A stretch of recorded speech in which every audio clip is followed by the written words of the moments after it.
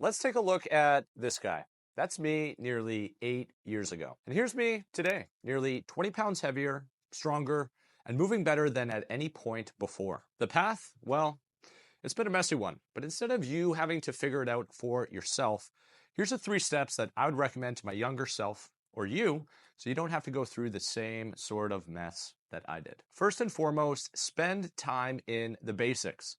It doesn't mean that you live there, but you're essentially building the map of what your body feels like to move tension, to let go of tension, to bring pressure, to breathe, in a variety of different ways. This is your playground and ultimately the foundation that everything else is going to be built on top of.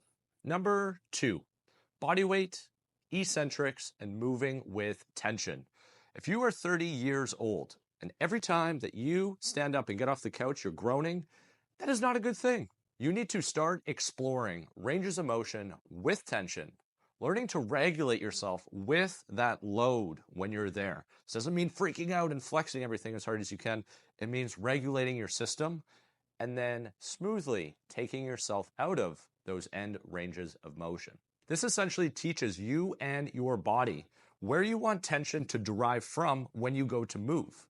It also gives you more movement options so that when you do stand up, instead of you just hammering on your knees all the time, what does it feel like to actually use your hamstrings and glutes to stand you up? Number 3, and that is to lift heavy, but with a catch. And that catch is to lift weight relative to your form that you developed in your basic foundations and not relative to your ego. Number 4, and last but not least, that is to learn, develop, and stay connected to yourself in the process.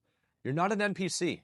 I hope not, anyway. And what you are given is a real opportunity to not only develop your external frame, but also the one on the inside. Listen, attune, witness yourself when you show up to your training sessions, especially when it gets hard, and even more so on the days when you don't want to be there.